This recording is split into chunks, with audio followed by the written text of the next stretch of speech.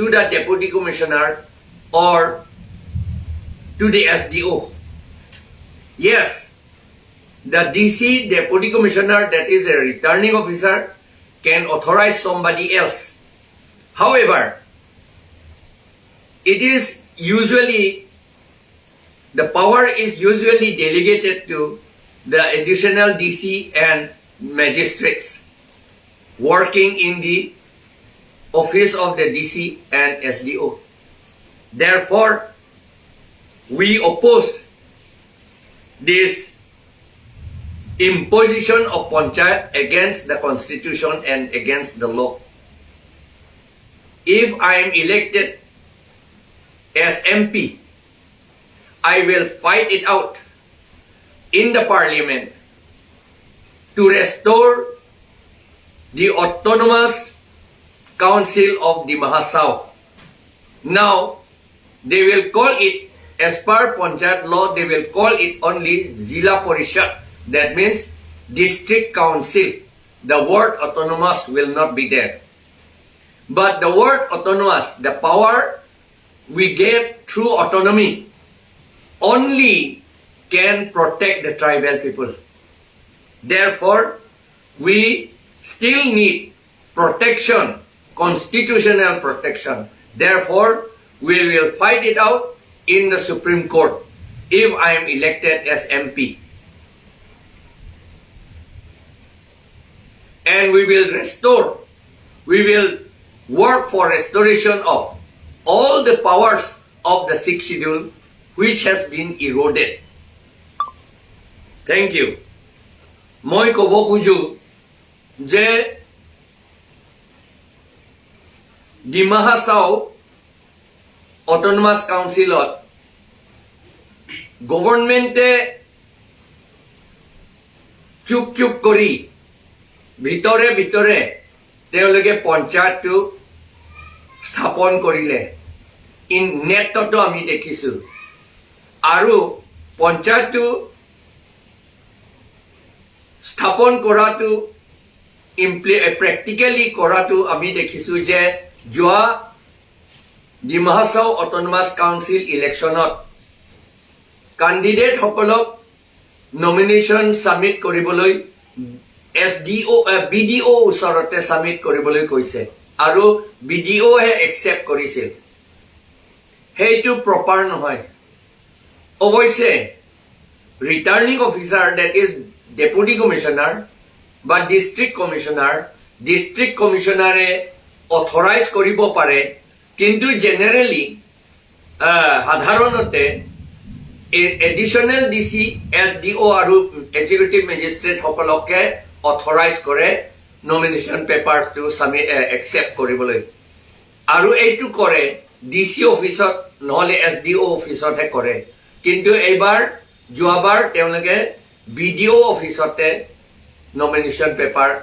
submit কৰিছে এইটো illegal কথা এইটো ল মতে এইটো ঠিক হোৱা নাই unconstitutional সেই কাৰণে আৰু not only that এইটো অকল এইটো কথা নহয় Constitutional Article 243M আৰু Assam Panchayati Raj Act Section 1 মতে পঞ্চায়তটো 6th schedule area স্থাপন কৰিব নোৱাৰে এটো নিয়ম নহয় এটো আনকনস্টিটিউশনাল সেই কাৰণে মই যদি MP elected হয় in MP electionত যদি মোক জিকিবলৈ দিয়ে তেতিয়াহলে মই পাৰ্লিয়ামেন্টত জুজিম এই পঞ্চায়ত আকো উঠাই লৈ যাবলৈ আমাৰ ট্ৰাইবেল সকলৰ প্ৰটেকশনটো 6th schedule হে প্ৰটেকশন কৰে সেই কাৰণে 6th schedule পাৱাৰ যিমান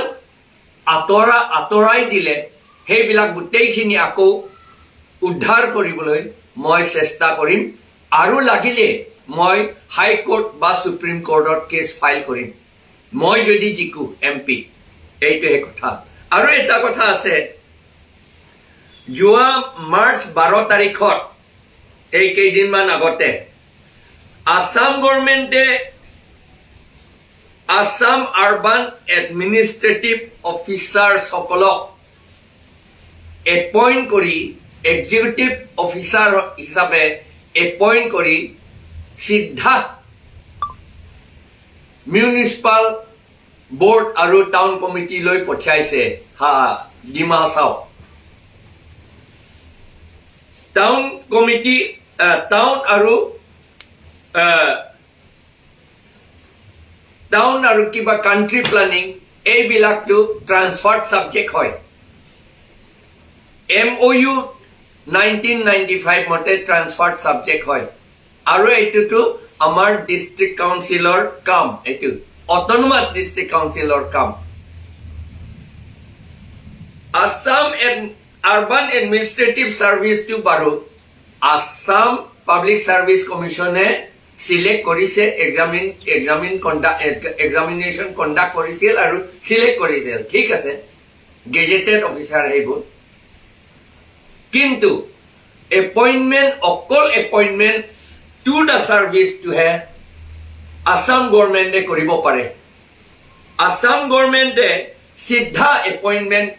পোষ্টিংটো কৰিব নোৱাৰে প্লেচিংটো কৰিব নোৱাৰে আসাম গভৰ্ণমেণ্টে এপইণ্ট কৰি পেলাই যিমান অফিচাৰ আছে যিমান লাগে এইটো chief executive member Dima Hasao autonomous কাউন্সিললৈহে নামবিলাক পঠাব লাগে আৰু চিফ এক্সিকিউটিভ